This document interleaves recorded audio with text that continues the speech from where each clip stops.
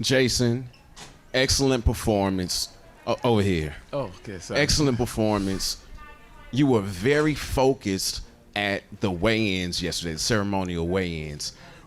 What does it mean? I know we spoke about this before, this full circle moment. What does it mean now to hold the title after all that you've been through? I mean everything to me and my family, because now this create opportunity to make a better living for my family. And it just make all the non-believer into believer. And I have a belt to show, my country that yes, Jason Jackson can be champ anywhere he go. And it's just a matter of time before he become the best welterweight on this planet. As a long-term member of the Black Zillions camp, one of your captains passed a year ago in Rumble Jackson. Johnson, thank you.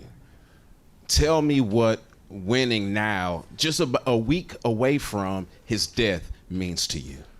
Rumble is not just a captain, he's an idol to me. And Rumble, it just reminded me of when he knocked Glover Teixeira out with that uppercut. And he's just vicious and violent. That's just what I thought while I was in the moment. And I hit him with that first uppercut, and I was like, get him with another one. But rest in peace, Rumble. I love you. Jason Jackson, congrats on a huge victory tonight. You are the champion indeed. Your takedown defense was very strong tonight. How much did you drill that? How much practice did you put into your takedown defense for this fight? Well, like I stated before, wrestling is my first art. I learned wrestling, the first art that I learned in mixed martial art. And a lot of people don't believe that, I'm a good wrestler. But the fact that, when it comes time, I always step up to the plate.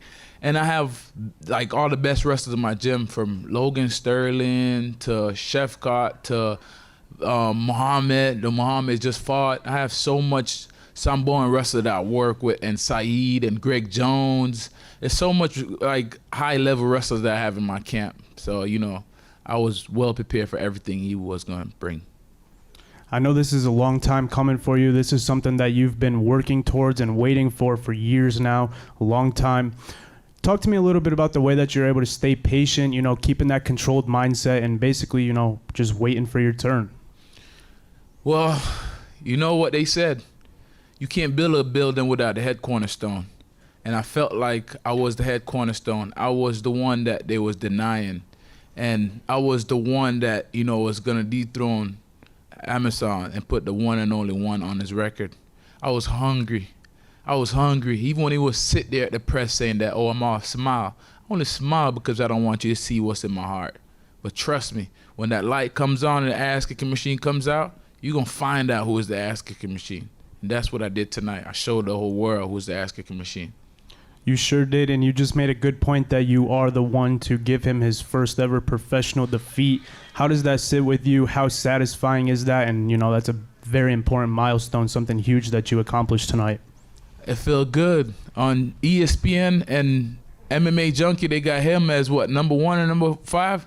So where that put me now? Number 6? So that put me at number 5 then if I just jumped him, right? Number 4 or number 1? Which one? All right, number 1. I like that. I'll take that. Hey, Jason, incredible performance tonight. So my first question, where's the belt? Oh, my brother have the belt, I just, like I said, the belt, it doesn't mean as much as the victory and sitting here and sharing with everybody, you know what I'm saying? And one thing I learned, over this weekend, it's important to, it's nice to be important, and it's important to be nice. Do you feel like he heavily underestimated you coming into this fight? It seemed like he was all smiles at weigh-ins, even when you were trying to take things a little bit more seriously. No, I didn't think he underestimated. I think he was scared a little bit. The fact that, he wanted to be friendly and all that. And then after the press, I just switched gear and said, I'm not going to be laughing up at you and all that friendly stuff. I'm coming out to fight you because I don't want you to kill this hunger that I have inside of me with all that nice stuff. And he's a nice guy, you know what I'm saying? That's why I don't want to go in and make it like it's a friendly competition. I'm here to hurt you. and I never want you to distract me from that. Did you feel him start to fade in there as the fight went on? It looked like he started to get, a little bit more tired and tired. Yes, that was one thing that I studied. I told Big John on his podcast, I was like, I'm going to use this strong point against him. He's a wrestler, and when I watched a fight against him and Logan Sterling, the first fight, Logan wrestled him, and I realized every fight that he wrestled, he fades away. So I was like, you know what? I'm going to wrestle him, and I know once I wrestle, I don't get tired after I finish wrestle. So I'm going to wrestle him and then press him after every wrestle, scramble, or exchange. Jason, how you doing? Congratulations. Thank you. You've been with Bellator for a while now. You're one of the faces that comes to mind when people think of Bellator. What does winning this title and what does this organization mean to you? It means everything, because now you have a dark-skinned brother face up on that collab as a champ. I haven't seen one up there. You know what I'm saying? I'm not saying Patrick Maker's not dark, but we're talking about dark. You know what I'm saying? So every time I come to Bellator and I see that, I was like, I always see myself right there. I have to be up there. So it means everything to me, and I'm so grateful for Bellator. I'm so grateful. Words can't even explain how much it changed my life. And I want to thank Bellator. I don't have nothing bad to say about Bellator. I was sitting right behind your family today. They were going crazy after you got the win. So, given the uncertain future of Bellator, is there any sort of bittersweet feeling that you have with winning the title now, knowing that nobody really quite knows exactly what's ahead? Well, I don't feel nothing. If that's the way to go out, Bellator did a good job, saved the best for the last. You know what I'm saying? And I felt good that I proved to myself correct, because I was having a lot of nerve, but not nerve breakdown. I was just a little nervous that I wasn't gonna fulfill my dream and go out there and be the ass kicking machine. So I had so much that was going on other than what's the next step. I just wanted to focus on what's on the horizon tonight. Last one for me. You were hitting him with some really, really clean shots, and you eventually wore him down. Were you surprised at all that you were able to hit him so cleanly, it seemed? No, because the striking is not a strong point, and I felt like wrestling wasn't either. I felt like I was just stronger than him. I could tell by the weight cut. I didn't take not one break cutting weight this week. I worked out every single day, every single morning. I didn't just go in the sauna or a tub and cook myself. I get up every morning at Shadow Box, every night at Shadow Box. I just kept working consistent, and when I went to the weigh-in, I could tell that my body was in better shape than his. So I knew I was stronger than him. Once he grabbed me, he felt my strength. Once I punched him, he felt my strength. So I just knew a matter of time until the right shot hit him. I stayed calm and composed. Thank you so much.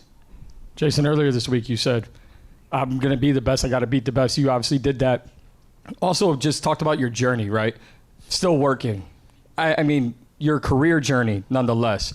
What does this mean to you, and how can you be a symbol of everybody who has a dream but has to go to work? You said earlier in the cage, you said, I'm the nightmare, but you also talked about people achieving their dreams. Has this moment set in for you yet? Not yet. He haven't settled in. Like I said, every man have a dream and everyone have a nightmare. And I was his nightmare. You know what I'm saying? So, and I like I said, I feel good that I could give all like upcoming fighters who just think fighting is just, get up and go to the gym and come home and play game and find an excuse not to be in the gym. I get up and I work and I try to find every little way possible to make money, just so I don't have to be like, you know what? Oh, these guys are paying me XYZ. I'm not going to fight for that. I didn't need the money because, I was bringing in income. And, I just want to make everybody a believer in that. Hard work always pays off. You said the title is something, but the win, the victory meant more to you. This sport is so beautiful in the fact that you could be overlooked and then do what you did tonight. And as you said, you might have just closed the show here for Bellator. How beautiful is this sport and the journey that you've been on to now being a world champion? It felt good. You know why? Because my man, Michael Johnson, I blame him for this knockout. He kept telling me that I can't finish nobody. I can't knock nobody out. And I was like, all right, you think I can't knock nobody out? I'm saving the best for the last. Unfortunately, Bellator did save the best for the last. And I was like, I'm going to show you. I'm going to come out that jacket all the ones I've been playing safe, but this one I'm not. This the right one I'm gonna knock out. And look, I spoke it into existence. Congrats. Thank you. You waited a long time for this opportunity. Is it safe to say it was worth the wait? Oh man, it's well safe. Man, I'm glad I waited. Patient, you know. Mm-hmm. And you guys mentioned the journey. You were on an amazing journey to get to this point. Probably a lot of ups and downs throughout your career, I can imagine. Were there times throughout this career that you didn't think you'd make it to this point? And how did you overcome those times? How did you overcome the self-doubt to make it to this point, become a world champion? It was tonight before I walk out there in my hotel. I was like, man, I don't know if I'm gonna make it, because the nerves, them and everything just start kicking in. Mm-hmm. And I was like, wow, I don't know, maybe I'm gonna have to end up retiring tonight, because this guy's a bad dude, you know what I'm saying? It was up to this point, everything just hit me. Mm-hmm. When I was like, oh man, 1 hour left. Oh man, I'm at just going through the whole motion. That's when I felt everything was real. But before, I didn't. But when did that go away? When you stepped in the cage, were you still feeling like that, or was it a little different? When I was walking through this curtain, and then Lucas would tell you, I could flip that switch from smile to just boom. From Jason, my alter ego side, the African machine just kicked in. Once I heard that music and I'm singing one music, looking at the crowd, walking from one side to one side, feeling the crowd, seeing everything, I'm just visualizing everything. And I'm like, it was just like a switch right there. Once I got in the cage and I just started, you know, kind of coaching myself through it, like, hey, you know, you got to feed your family too. You know what I'm saying? It's your night. Food have to go in mouth. Remember that. It's your night. Don't let this man take it away from you. You fighting for your country. You fighting for your people. You know what I'm saying? You fighting for your team. So I was just coaching myself through everything. Thanks for that insight. That's a cool inside look at your mindset going into this one. Last one for me. You talked to me about bringing that belt back to Killcliff. How is it going to feel to walk back in that gym with the belt? And maybe, what, are you going to have a picture on the wall, or do you already have one? I think I'm the first world champion under the Killcliff banner. Wow. I think. I'm not sure. Am I? I don't know. Oh, okay. So I think I'm the first. So that's major right there.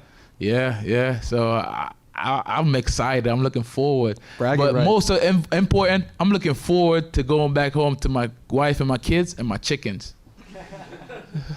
Yeah. Hey, Jason, congrats on the victory. What do you think that he did that gave a lot of people problems, where as opposed to you just able to walk right through them? They just didn't have that grit I had and that hunger. I was hungry and I had a grit, and I'm an all-around fighter. I could do it all. I'm athletic, I'm explosive, you know, and I could hit hard for a skinny guy. I hit hard, and I'm a very intelligent fighter. So I fought smart, and I just kept my composure, and I show up and show out. And professional since 2012, you finally reached the pinnacle of the sport. What does it mean to you to be champion of the world? It means everything, and this won't be the first, and this won't be the last. Thank you. Congrats on the win, Jason. Thank you. I guess just one thing I wanted to address first, because you referenced Robbie Lawler in your post-fight interview there, and you worked tremendously hard, obviously, but how invaluable is it to have someone like that who's previously been a welterweight champion helping you out and all? Well, Robbie always give me some good insight, and he gave me that mean pad work that last week of camp. It was funny, but it made a lot of sense, everything that he was doing in the midst where it got me tired, and, you know, opened my mind to some new tricks. And, you know, he always called me and check up on me and make sure, you know, he took me out on his wing just like a Michael Johnson does as well, and showed me the ropes and, you know, give me insight and how to be a professional. So, you know, I want to commend him on that. Yeah, fair enough. And you were talking earlier about how much family is a driving factor and motivator for you. And they were talking about how your brother has the belt. Like, was it almost equally as exciting to give the belt to your brother as it was for you to receive it yourself? Yeah, my brother always been there for me. You know, he even gave me my nickname, Lookamon. So, you know, I was a little man. I was little, but I was a man, and he saw that when we was little kid. And he always been at my fight and always support me in every way possible, even though we bumped heads sometimes. And he actually kind of took me into the tree business as well and showed me hard work as well. He was like my dad, because, you know, I met my dad when I came to America. So, you know, my older brother was kind of like my dad in a way. And lastly, for me, because you were talking earlier about representing your country, like obviously a tremendous individual accomplishment, but like what's the ripple effect you see happening for, I guess, Jamaican mixed martial arts? It seems like it's continually growing. Yeah, we make great athletes. That's one thing I know about Jamaican fighters. And the ones that was born in Jamaica and raised in Jamaica and been through our struggle, seen our struggle, lived the homeless life, come to America, land an opportunity and make the best out of opportunity, those are the ones that gonna strive. And I'm one of them. You're looking at them. Well said, man. Thank you for the insights. Thank you so much. All right, thanks, Jason. Thank you, guys.